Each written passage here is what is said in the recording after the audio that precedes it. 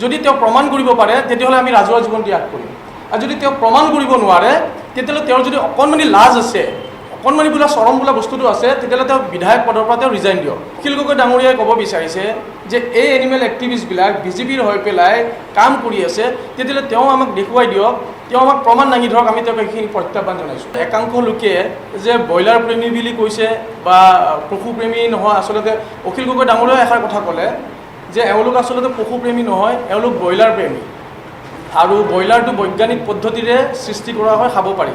গতিকে এজন জনপ্ৰতিনিধিৰ পৰা এই ধৰণৰ কথা আহিব বুলি আমি কেতিয়াও ভবা নাছিলোঁ। আৰু লগতে আকাশ দলে বুলি যিজন অখিল গগৈৰ সদায় মাত মাতি থাকে, সেই আকাশ দলে এষাৰ কথা কৈছিলে যে জয়ন্ত মল্লবৰুৱা, পীযুষ হাজৰিকাৰ ঘৰত এই পশুকৰ্মীবিলাক বা পশুপ্ৰেমীবিলাক ৰান্ধনি বা ড্ৰাইভাৰ। আৰু অখিল গগৈ ডাঙৰীয়াই কৈছিলে যে এওঁলোক আচলতে বিজেপিৰ পৰা টকা লৈ পেলাই বা বিজেপিৰ আমি এজেণ্ট বুলি কৈছে, আমি অখিল গগৈৰ ওপৰত আমি মাত মাতিছোঁ। আচলতে সম্পূৰ্ণ ভুল। অখিল গগৈ ডাঙৰীয়া তেওঁ এষাৰ কথা ক'ব বুলি আমি কেতিয়াও নাভাবোঁ। তেওঁৰ কি মানে মূৰৰ কি মানে ঘটিছে তেওঁ জানিব। এজন জনপ্ৰতিনিধিক আমি প্ৰথমতে আমাৰ বিৰোধিতাটো আছিল তেওঁ প্ৰতিবাদ কৰা নহয় বিজেপিৰ। মই নিজে এজন কংগ্ৰেছী হয়, সন্মানেৰে মই কৈছোঁ যে মই কংগ্ৰেছী হয়, মই সদায় বিজেপিৰ বিৰুদ্ধে মাত মাতি আহিছোঁ। কিন্তু অখিল গগৈ ডাঙৰীয়াই আজি সজাইছে যে মই বিজেপিৰ এজেণ্ট। গতিকে অখিল গগৈ ডাঙৰীয়াই প্ৰমাণ কৰক যে আমি বিজেপিৰ পৰা টকা লৈছোঁ বা বিজেপিৰ হৈ পেলাই আমি ওকালতি কৰিছোঁ বা বিজেপিৰ কাৰণে মাত খাৰ দিছোঁ। যদি তেওঁ প্ৰমাণ কৰিব পাৰে তেতিয়াহ'লে আমি ৰাজহুৱা জীৱন ত্যাগ কৰিম আৰু যদি তেওঁ প্ৰমাণ কৰিব নোৱাৰে তেতিয়াহ'লে তেওঁৰ যদি অকণমানি লাজ আছে, অকণমানি বোলা চৰম বোলা বস্তুটো আছে, তেতিয়াহ'লে তেওঁ বিধায়ক পদৰ পৰা তেওঁ ৰিজাইন দিয়ক আৰু নহ'লে তেওঁ ক্ষমা খোজক। কাৰণ ইয়াত যিমানবিলাক জীৱপ্ৰেমী আছে প্ৰত্যেকে নিজৰ গাঁঠিৰ ধন ভাঙি পেলাই, কোনো চৰকাৰে ফাণ্ড নিদিয়ে।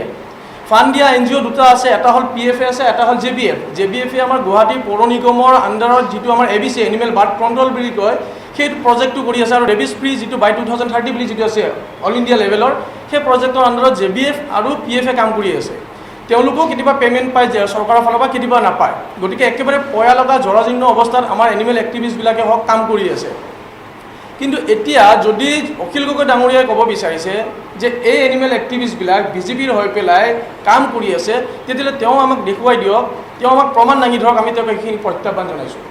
কাৰণ আমাৰ বিৰোধিতাটো অখিল গগৈ নহয়, আমাৰ বিৰোধিতাটো প্ৰাইচ হাইকৰ ওপৰত নহয়, আমিও মূল্যবৃদ্ধিৰ ওপৰত আমিও জলক কলা খাইছোঁ। আমিও সদায় বিজেপিৰ চিণ্ডিকেট ৰাজৰ ওপৰত, বিজেপিৰ যিবিলাক আঁচনি আনে, বিজেপিৰ যিবিলাকৰ ভয় ভাবুকি দেখুওৱা যিবিলাক পলিচি নীতি, কোনোবাই কিবা এটা লিখিলে যাই পেলাই বিজেপিয়ে যাই পেলাই এৰেষ্ট কৰে, সেই সকলোবিলাকৰ ওপৰত আমিও অতিষ্ঠ হৈছোঁ, আমিও সদায় মাত মাতি আহিছোঁ। আমাৰ বিৰোধিতাত তেওঁলোকৰ ওপৰত নহয়, অখিল গগৈৰ ওপৰত নহয়, আমাৰ বিৰোধিতা হৈছে যে মুৰ্গী দুটা, এটা জীৱ এটাক, এটা জীৱিত পদাৰ্থ এটাক, জীৱিত পদাৰ্থ বুলি ক'লেও ভুল হ'ব, জীৱিত বস্তু এটাক যেতিয়া তেনেকুৱাকৈ ওলোমাই আনিছে, আপোনালোকে ভাবিছে মুৰ্গী এটাৰ ওজন কিমান হয়? 2 কিলো বা 2.5 কিলো 1.5 কিলো হয়। ভৰিৰ ওজনটো কিমান হয়? 20 গ্ৰামৰ পৰা 30 গ্ৰাম হয়। সেই 20 গ্ৰাম 30 গ্ৰামত 2.5 কিলো এটাৰ ওলোমাই অনাটো কিমান কষ্টৰ হ'ব পাৰে? আমাক যদি ওলোমাই দিয়ে, মোৰ ওজন হ'ল 60 কিলো, মোৰ ভৰি দুটা কিমান হ'ব? 3 কিলোৰ পৰা 4 কিলো ওজনৰ হ'ব। মোক যদি ওলোমাই আনে প্ৰায় 3 ঘণ্টা 4 ঘণ্টা প্ৰতিবাদৰ নামত যদি ওলোমাই ৰাখে, মই কিমান কষ্ট পাম? এই কথাখনৰ কাৰণে আমি অখিল গগৈৰ ওপৰত আমি আপত্তি দৰ্শাইছিলোঁ আৰু কোনোবা সংগঠনে অখিল গগৈৰ ওপৰত এজাহাৰ দিছিলে। গতিকে অখিল গগৈ একো ধৰণৰ চালি জাৰি নোচোৱা কৰি সম্পূৰ্ণভাৱে আমাক এইষাৰ কথা কোৱাটো তেওঁৰ সম্পূৰ্ণ ভুল হৈছে, সেইষাৰ কথাই আমি কৈ আছোঁ। আৰু কিছু লোকে অখিল গগৈৰ হৈ পেলাই আজি মাত মাতিছে, দেখিছোঁ প্ৰায়ভাগ একাংশ লোকে কমেণ্ট মাৰিছে তাতে যে পশুপ্ৰেমী নহয়, ব্ৰইলাৰ প্ৰেমী, ব্ৰইলাৰ সভাপতি সম্পাদক। মই সেই কেইজন লোকক, যিকেইজন লোকে মই ক'বলৈ আহিছোঁ যে চোৱা চেলেকা বুলিয়ে ক'ম, প্ৰত্যাহ্বান জনাইছোঁ যে আপোনালোকে বহুতে এষাৰ কমেণ্ট দিছে, আমি ফেচবুকত পাইছোঁ, আমি হাঁহি মৰিছোঁ। আমি তেওঁলোকৰ ওপৰত খং কৰিবলৈ জনা হাঁহি মৰিছোঁ। তেওঁলোকে বাৰম্বাৰ একেটা কথা কৈছে যে মুৰ্গীটো খাবলৈ বনাইছে, খাইছে দিব লাগিব, বহুতে বহুত ধৰণৰ কমেণ্ট দিছে।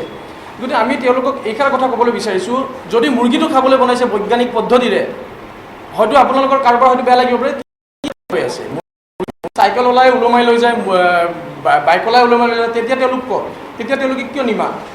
আমি সদায় সেইবিলাকৰ বিৰোধিতা কৰি আহিছোঁ। যিমানবিলাক মুৰ্গী দোকান আছে সদায় তেওঁলোকক ৱাৰ্ণিং দি আহিছোঁ। কেতিয়াবা আমি JMCত কমপ্লেইন দিছোঁ, কেতিয়াবা আমি ভেটেনেৰি ডিপাৰ্টমেণ্টতো কমপ্লেইন দিছোঁ। সেইখিনি আমি আপোনালোকক দেখুৱাই দিব বা আমাৰ যদি ফেচবুক পেজত যায় আপোনালোকে গম পাব যে আমি একোজনে কিমানখিনি কাম কৰি আহিছোঁ। গতিকে সদায় বিৰোধিতা কৰিছোঁ। সেই বাইকত লৈ যোৱা মুৰ্গীকেইটাৰ কাৰণেও বিৰোধিতা কৰিছোঁ। মুৰ্গী দোকানত ৰখা খাচাটোৰ ভিতৰত যদি অখিল গগৈ ডাঙৰীয়াই তেওঁ যদি বস্তু খাক, আমাৰ কোনো আপত্তি নাই। কিন্তু আমি জীৱপ্ৰেমী হিচাপে আমি সদায় বাধা দিম মানুহক যে সদায় এইবোৰৰ পৰা নিৰামিষ ভোজী হওক। আমি সেইটো সদায় আহ্বান জনাম। কিন্তু কাৰোবাৰ ব্যক্তিগত কথা, যিহেতু আমাৰ ভাৰতীয় সংবিধানে সকলোকে দিছে, খাবলৈ দিছে, কিন্তু খাবলৈ স্পেচিয়েলি কোনো আৰ্টিকেল নাই। আৰ্টিকেল 21 দিছে লাইফ টু আপোনাৰ ৰাইট টু লাইফ বুলি দিয়া আছে। আৰ্টিকেল 21 দ্য ইণ্ডিয়ান কনষ্টিটিউশ্যন কৈছে ৰাইট টু লাইফ, মই কেনেধৰণে জীয়াম, কেনেধৰণে খাম, কিন্তু মোৰ ওপৰত ডিচিশ্যন ল'ব। গতিকে সেই আৰ্টিকেল 21টোক আমি ভায়লেট কৰিবলৈ যোৱা নাই।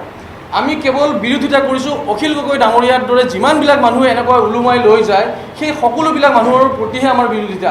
আমাৰ কোনো অখিল গগৈৰ প্ৰাইচ হাইকৰ ওপৰত, মূল্যবৃদ্ধিৰ ওপৰত যি প্ৰতিবাদ কৰিছে তাৰ ওপৰত আমাৰ বিৰোধিতা নহয়। বিৰোধিতা হৈছে মুৰ্গীটোৰ ওপৰত। মুৰ্গী বুলি নহয়, যিকোনো জীৱিত প্ৰাণীক তেনেধৰণৰ ওলোমাই লোৱা যদিও আমি সদায় তাৰ বিৰোধিতা কৰি আহিছোঁ। সেইখিনি আমাৰ মূল ক'বলগীয়া কথা। আৰু আকাশ দলে ডাঙৰীয়া, কমিশ্যন ৰাজ, তেখেতক মই আপোনালোকৰ মাধ্যমেৰে জনাই দিছোঁ, তেওঁ এটা ভিডিঅ' দিছিলে আকাশ দলে।